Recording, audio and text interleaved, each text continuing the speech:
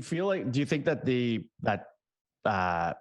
apps like House Sigma and others how do you think your realtor colleagues within the city will kind of approach a new technology like this kind of coming in? Because I know people were there's a lot of very much against unreserved, and that's not even giving information away. Like House Sigma is giving a lot of the market details away, which I assume probably a lot of your colleagues are not thrilled about. But how do you see the kind of ripple effect from them or chatter from them on things like this? I haven't really talked to anyone about House Sigma yet. I've only talked to a few people that have known that it's been in the GTA for a while, and they think it's amazing.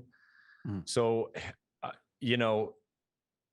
I think it's a great tool. I don't think too many people are going to have a problem with it. I mean, unless you're like a real old and angry agent that is just like, oh, the information is mine. Pay me for the information. Like everybody's got to be open to it. It's there, and it's only going to get better for the consumer as time goes on. Like it's only going to get like crazier and crazier, the amount of information that's out there, right? I've even seen a couple of articles by major tech firms who they state two things. They state that this will, completely change the real estate industry. And then they follow it up with, but we do believe that there will always be a need for a professional realtor to help with the process. It kind of goes with that, like making technology that can just do it all without them.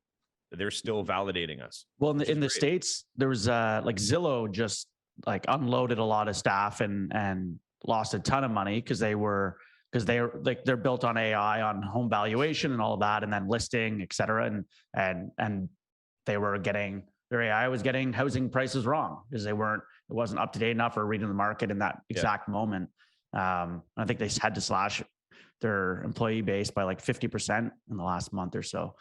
So it kind of goes, they're one of the biggest AI for home valuation and things like that, right? But based in the States, and they've kind of shown that human interaction or human intervention was really needed to kind of keep a finger on the pulse. Yeah, well, that's what happened. Just so anyone that doesn't know what happened was the AI technology was just buying homes at what they believed was the projected price, which was way above what anyone else would pay for the property. And they were doing that over and over and over and over again until it made no sense. So they had all this leftover inventory that they couldn't sell at what they paid for it, and that's AI. That's a very interesting thing that happened there, to think about it. It's, it was a great technology. It was working, and then it screwed up because it just the predictions were way out. The AI got greedy. It got greedy. Greedy AI. It went AI. It went all in. I hate that. It was playing Monopoly to win. It was playing Monopoly to win. It was on hyper mode. Hotel.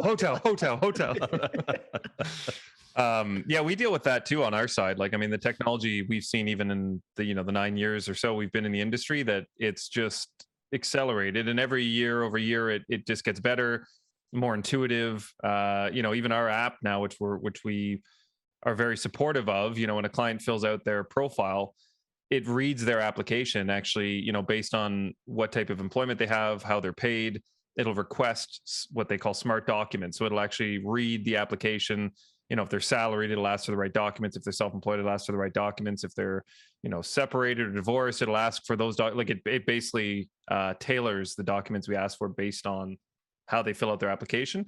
And on our end, there's obviously the fear of, there's systems you can plug in all the data for the mortgage, and then it spits out, what the best solution might be, and so on. So really, it's that the general public, it's their adoption of this technology that's ultimately the barrier, right? And like you said, Greg, like most people still want that personal connection right now, especially when you're talking with finances. We're talking hundreds of thousands of dollars, if not, millions of dollars.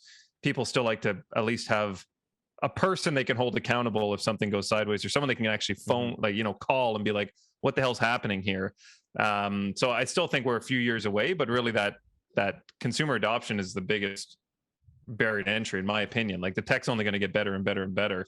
It's a matter of when can it become foolproof, and when are people going to trust it enough to not deal with a human. It'll be in the metaverse. Facebook will be selling homes in the metaverse in the next 5 years.